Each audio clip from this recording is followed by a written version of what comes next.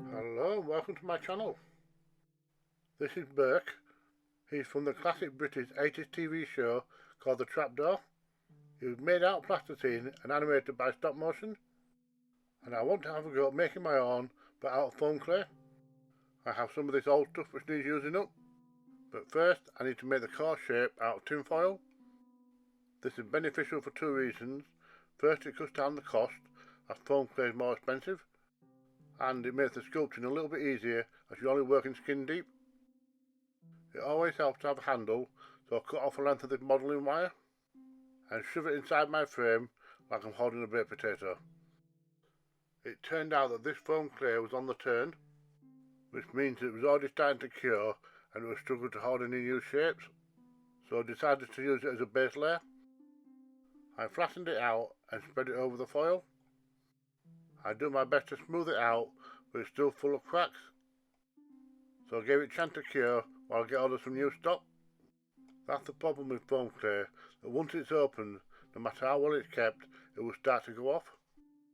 I repeat the same process as before and cover the whole thing. Then using some water, I do my best to smooth it out. There are still a few lumps and bumps, but hopefully I'll be able to smooth those out later. Even if I was working with actual plasticine, it would still be a nightmare to avoid finger impressions and fingerprints. I left this overnight to cure, and I gave it a once over with a sanding stick. And once the worst of the bumps had been smoothed down, I started work on the feet. Each foot has 2 toes, although it's not very clear on the original figure.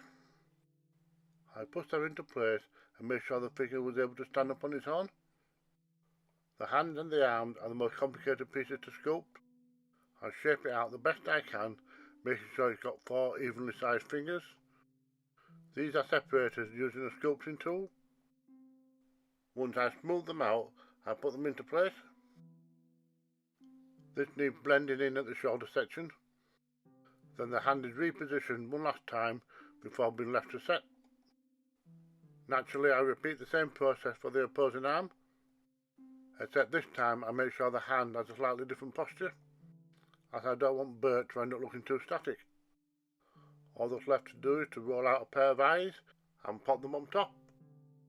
They do look a little bit odd just sat on top of his body, but once it's painted up it'll make sense. There are other additional characters to make, starting off with a skull called Boney, and there's a spider called Drut. The rooms are usually infested with worms, so I'll create one of them. Then lastly, I create a few tentacles for the trapdoor itself.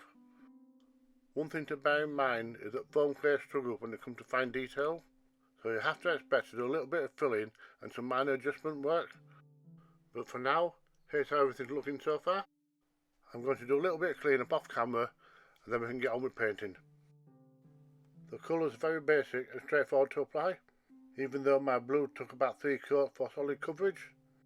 Ironically though, the spider had the most complicated colour scheme. All the characters finally came alive once the eyes were dotted on with a black marker.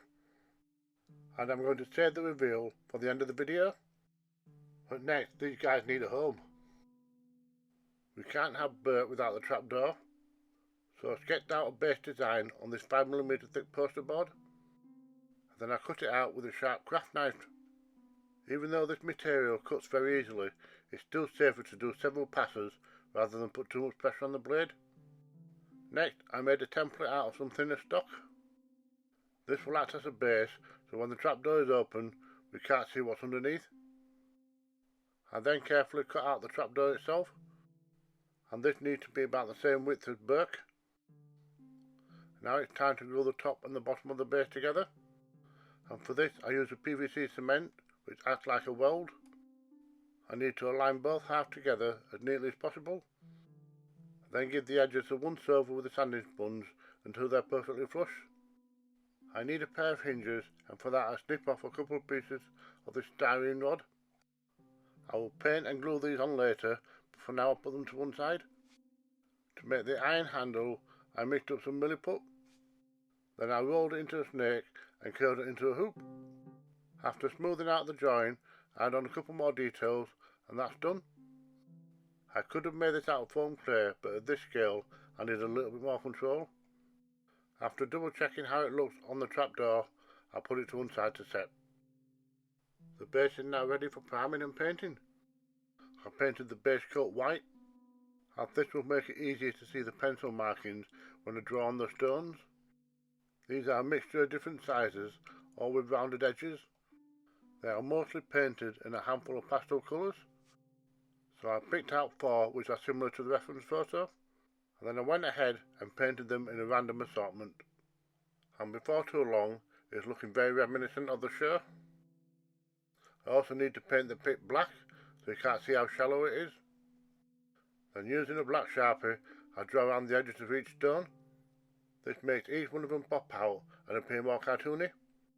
Then I dig out the black paint one last time and give the edge of the base a nice neat trim. Next, I paint the trapdoor a wooden colour. By streaking the paint left to right, it creates that wood grain feel. I also painted and glued on the handle. Then I could start gluing on the tentacles into the pit, as the idea is that this teases a much bigger creature which we never get to see. Next, I glue the trapdoor into place, followed by the hinges. Now all that's left is to add on the characters. I start off by adding on the worm at the end, as I need to reserve the bigger spaces for the bigger characters. And then Drut is placed within reach of the tentacles, as he has a worried expression on his face. And then the star of the show, Burke, with his best friend Boney. With everything now stuck down, he's ready to serve the thing upstairs. This was a childhood favourite of mine, and it certainly brings back a lot of memories.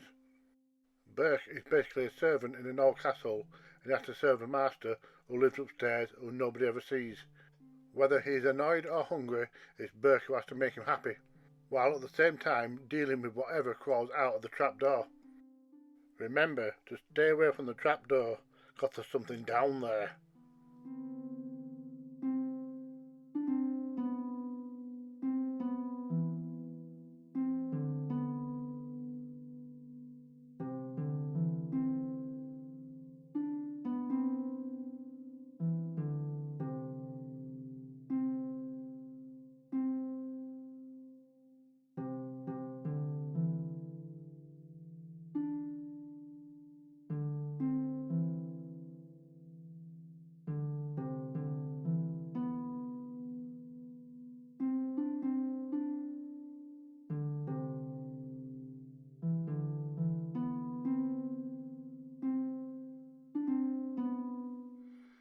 Thank you for watching.